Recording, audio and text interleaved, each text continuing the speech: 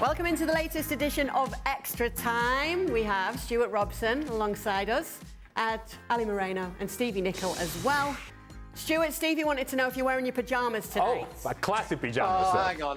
Last week it was a referee's shirt you had to go about. This time it's the pyjamas. I can't be any worse than Dan's peach shirt that he wore the other day. And I mean, he was live on that occasion. Terrible shirt.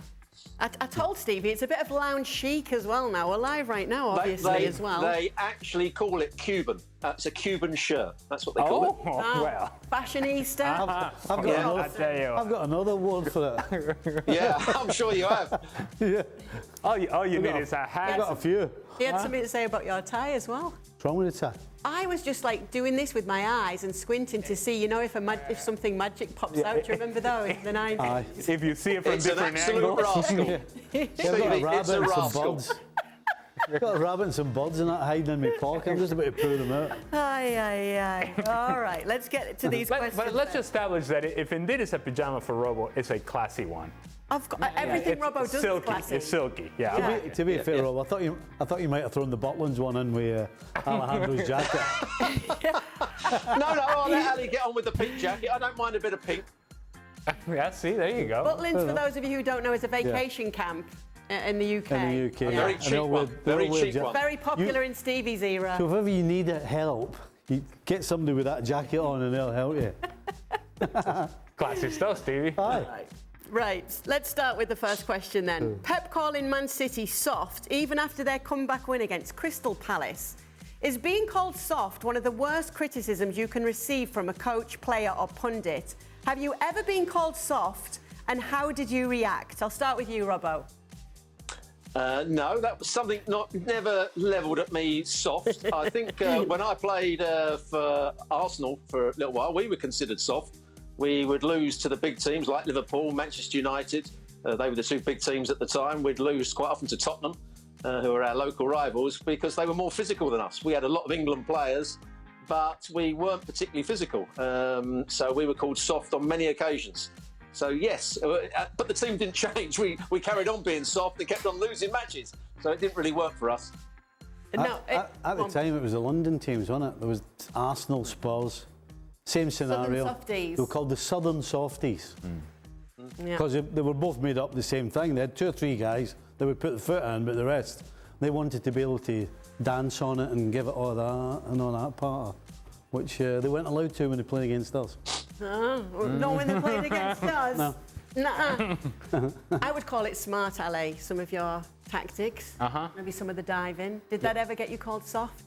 No, because look, you could call me a cheater if you want to. You could call me many other things if you want to. I'm sure that you did, Stevie. I remember very clearly being very vocal towards me. But there were a few words before it and after it as well. The cheat bit was in the middle. I don't think soft would have been one of them, though. No. I don't think that would have been the case.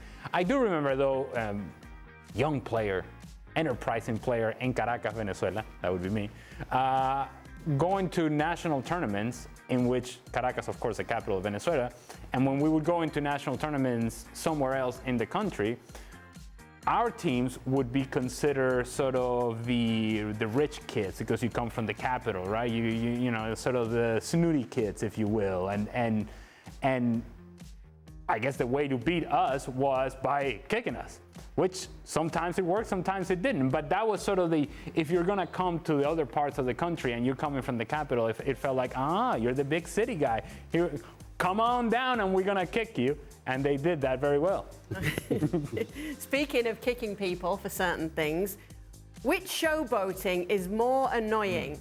Juggling the ball to waste time or pretending to watch time in front of your opponent while moving your hips like I know where this is going. All right. Is there a video of this? I know where this is going. Head on over to Dan Thomas's Twitter to see the video of this. Yes, it is Stevie Nicol doing that. It was very unlike me. I don't know why I did it, to be honest. I couldn't tell you why I did it, really. It was right at the end of the game, and it was a guy called Terry Phelan, who was left back from Wimbledon, was standing about 3-4 yards away, and we were winning. And I'm in the corner, and all I'm trying to do is waste time, And I'm just feigning and kidding on that I'm going to do something. But I wasn't ever going to do it. I was waiting for him to get close so I could kick the ball off him to waste more time. But he never came anywhere near me. And then for some reason, I've just gone like that after about 10 seconds of jigging about and doing all this, I've kind of went, looked at me, what? And I listen, I was not a showboater. I'll tell you that right now. I have no idea where the evidence suggests otherwise. I know, but I have no idea where it came from. I can't say I didn't do it because I did, but I can tell you I didn't do it again. How's that? And he never kicked me either. I don't know if we sent you it, Robbo, but can you believe Stevie Nicol and these antics? Yeah, as I've said many times, flash, arrogant, thought he was much better than he was. Yeah, big time Charlie, yeah. He had all the wrong attributes to make a top-class footballer, but there we go. That was Stevie for you. The best thing about it is when you show Stevie the footage, he's like, yeah, I remember that week. I remember the game. I remember what I did that week. He just remembered everything about that week. Yeah, Ray Houghton's first game, came on the sub, just signed. Yeah, had a couple of things a couple of days before it that I told you that I want. He had a rare night out that he thought I'll tell you what, actually, here's what happened, Robbo. I never, listen, I used to go for a pint. When I went for a pint, I always worry when you adjust your glasses before you're going to say something. But God's honest truth, when I went out, I always went out at the right time. I really did. You know, I wouldn't go out after a Wednesday if we're playing on the Saturday, that kind of stuff. But for some reason, I went out on a Monday night with my good lady for something to eat. And we were playing on the Wednesday, and that was the Monday night. And this never used to happen, ever. It was the only time it ever happened. The manager called my house on the Monday night for something, and the babysitter answered the phone. And so when I walked in on the Tuesday morning, Dalglish walked up to me and went, what do you think you were doing? I went, I was just being ill, I went out for something to eat. And he went, yeah. He says, I know you're something to eat. And he walked away, and I was like, on Wednesday night against Wimbledon, I better not play badly. Because if I do anything wrong, this guy's he's going to be all over me. So that's why I remember this particular game as well. I remember everything around it because I was panicking that if I was bad, he was going to slaughter me. When you were already walking a thin line, you decided, antics. This is the game. No, I was just doing anything to waste time to get the final whistle, get the 3 points, and not get told off. That would have been 2 points back then. I don't know. When did he change the points, Robbo? That would have been 2 points. It was about 1990. 88, that would be. 87, 88. So Ale can add to the story further. All right, question for Robbo. Do you think Balde should start for Barca ahead of Alba? He's physically better and also improving his game every time he plays. So the chap's answered his own question there, really, hasn't he? You know, he's a lot better than Alba. Jordi Alba's still a good player. He can still get forward, still got plenty of pace. Balde, I thought, was excellent. He had a good understanding with Dembele, who started on the left-hand side. I think at the moment, keep him in the side. They played well at the weekend. Keep Balde in the side. Give him a chance. He's good going forward. And if they do play with Koundé on the right and he tucks across to make a back three, he's the ideal sort of player to have on that left-hand side. Yeah, keep him in the team.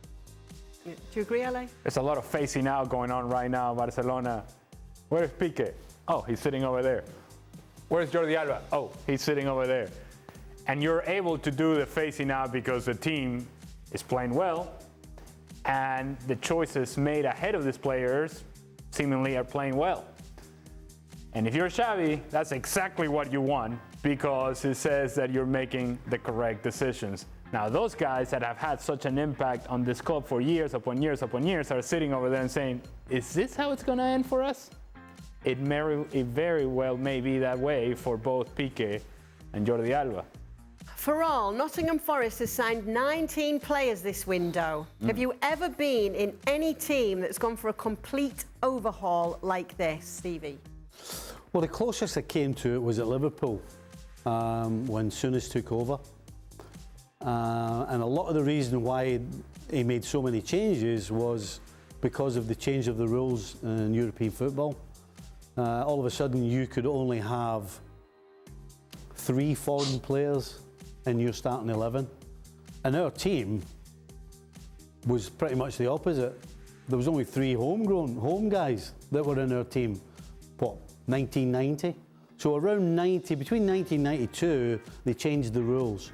So if you played in Europe, you could only have 3 foreign guys.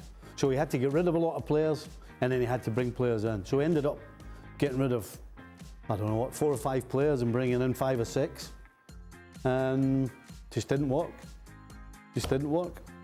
I was part of expansion teams that are not, going from year to year. It's just a brand new team. So essentially, you're all walking into the room for the first time and you're meeting each other for the first time unless you have played with somebody from years past. And you try to put 20 players together, 23 players put together, whatever the number was back then, and you've never played on the field together, and somehow over the next 6 weeks or so, however long preseason was, you have to generate some sort of form of team and chemistry and understanding as to what we want to do and what the talent level that is available. Because when you put together an expansion team, it's not always the most talented group of players, because essentially what you're getting is what the other teams didn't want, hence why I was available. So it's a challenging thing, and yet I think for technical directors and for coaches feels like it's a fresh start. So you're able to make decisions as to what players you really want. You're not coming into a situation where you're having to accommodate players that you don't really want. You're making the choices. So it's a refreshing start, if you will, but it's a complicated start because it's difficult to put together an expansion team that actually plays well and competes right away. I think it's the perfect scenario would be if you could re-watch Spurs against Forest at the weekend and then watch Forest against Arsenal in the second part of last season in the FA Cup. Now, Forest today, you would definitely say they've got better players, but that team they had during that FA Cup run had been together for about 6 months. And the difference in the actual team play was huge. I'm sitting watching the Spurs game at the weekend, and that's what I went straight to the FA Cup games when they played Arsenal, where everybody knew what everybody else was doing. They were making runs, knowing the ball was coming. All of these little things that make such a difference when you're on the field. And you could see in this Spurs game that, as I said, Forest may have better players now on paper, but they're not together. You could just see it. I'll play devil's advocate here, Stevie. I'll play devil's advocate. I did a game just after Christmas. Salernitana were bottom of Serie A by 6 or 7 points. And a new sporting director came in, a new owner, and for the next game, they had 10 new players. So they got a whole load of players out, and it was 10 new players. And they avoided relegation because, for some reason, they got it all together. They started believing in themselves. The players they brought in were better. So it can work. It's very unlikely that it does work. But on this occasion, Salernitana changed their fortunes by changing the team completely. From one game, it was 10 players had changed from the game just after Christmas. Yeah, and that's always a hard one to decide if you're coming up from the Championship. Can this team that plays so well together here do it here? Anyway. That's all we've got time for. Is Salernitana playing right now or what? That's all we've got time for, Stevie Nicol, on today's edition of Extra Time. Thanks so much for sending in your tweets. I will be back tomorrow.